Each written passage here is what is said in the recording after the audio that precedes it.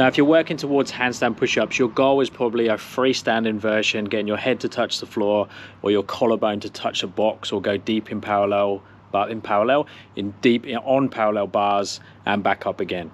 In reality, most people are training freestanding too much and not doing enough reps against the wall. Now, why do we need to do more reps against the wall? Well, number one is time under tension and making sure that we have the right tempo, or we don't have any gaps through the movement. So last thing you want to do is have a control on half of the movement and then fall or drop on the last half, or you just keep falling out of the top. So basically your training reps are not very good quality.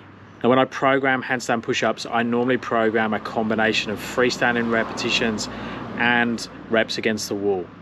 But like I say, most people need to do more reps against the wall to get the volume, to get the work in reps and sets in, and then add a little bit of freestanding on top. So today I'm going to take you through all the wall handstand push-up variations that I use to help you get more quality training repetitions.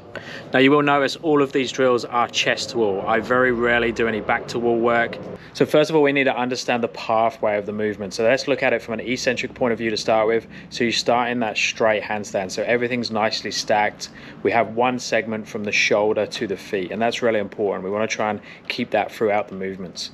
And then as we start the movement of the handstand push-up, the shoulders first come forwards, and then we keep lowering down. Now, it's very similar to an overhead press. So if you imagine I start here with the barbell, and then as I come down, first I come forwards with the bar, and I bend the elbows, and then I come into this position. So I create a triangle between the hands and the head. Exactly the same on the handstand push-up. I'm in that handstand position, and then I start to come forwards and bend the arms at the same time to make that triangle.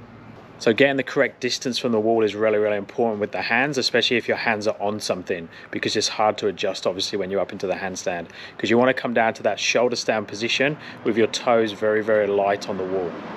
So for most people, the best way to go through the pathway, especially up against the wall, is an eccentric. So start in that chest to wall position, but leaning against the wall. The body's one segment, then we come forward, slowly lower for a full range of motion, whether that's head to the floor, or if you're strong enough, deficit, so your hands are raised up on boxes or P-bars. Now, even though you need to be a little bit stronger for the deficit version because it's a bigger range of motion, it's actually much easier to get out of the position at the bottom.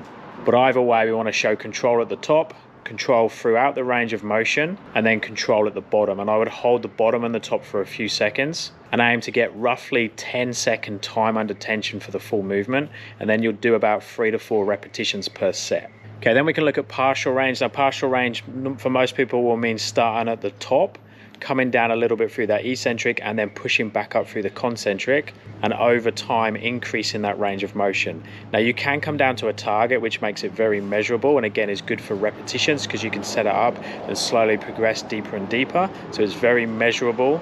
But again, setup's really important to have the hands in the right position and the target in the right position. Now, depending on what type wall we're using, we've got a bit of a choice on how we concentrically come back up with the feet against the wall. You could slide back up. So here I'm using a smooth wall. So if I had socks on especially, it'll be nice and easy to slide up and down. If you're using a brick wall, that's not so good, especially if you have shoes on, or even worse, bare feet. You don't want to lose a toenail on the bricks on the way up. But the slightly easier way of doing it is actually walking up the wall. So you see I slide down, but I walk back up with the feet.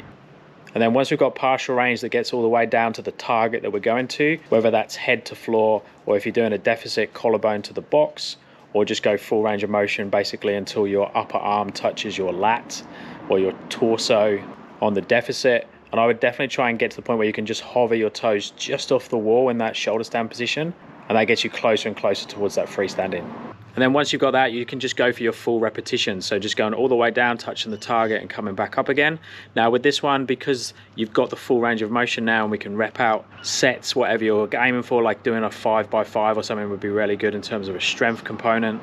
And definitely when you're up to this stage, I'll be doing some partial range work on top of this. So do some work in sets where you get the reps and sets for your volume, so you're getting the strength stimulus, You're also understanding the freestanding balance with doing a little bit of work afterwards. And then gradually with the wall work, as you're getting your toes to be lighter and lighter on the wall, so it's just helping you a little bit with balance. Another cool variation if you're very close is to use the ring. So I put one foot up in the ring. Now notice only one foot is in the ring, the other one's slightly in front and just resting on it. This helps with a little bit of stability. Now I find these pretty comfortable to do, but I also find freestanding handstand push-ups pretty comfortable to do. So be careful when you try this. If you're not very comfortable in the freestanding, it could be a little bit sketchy because that ring wants to move to the side. Now, if you don't feel strong enough for full range of motion repetitions eccentric against the wall, I would do some sort of pike push-up variation. So you could have feet on the box, feet on a wall, feet on the floor, and just slowly work up to get in a full range of motion eccentric against the wall. Once you can get the eccentric, I would stick to more of the wall drills and the freestanding and not do too much of the pike work, as long as you can get enough volume. Normal deal, let me know if you have any questions and I'll speak to you next time.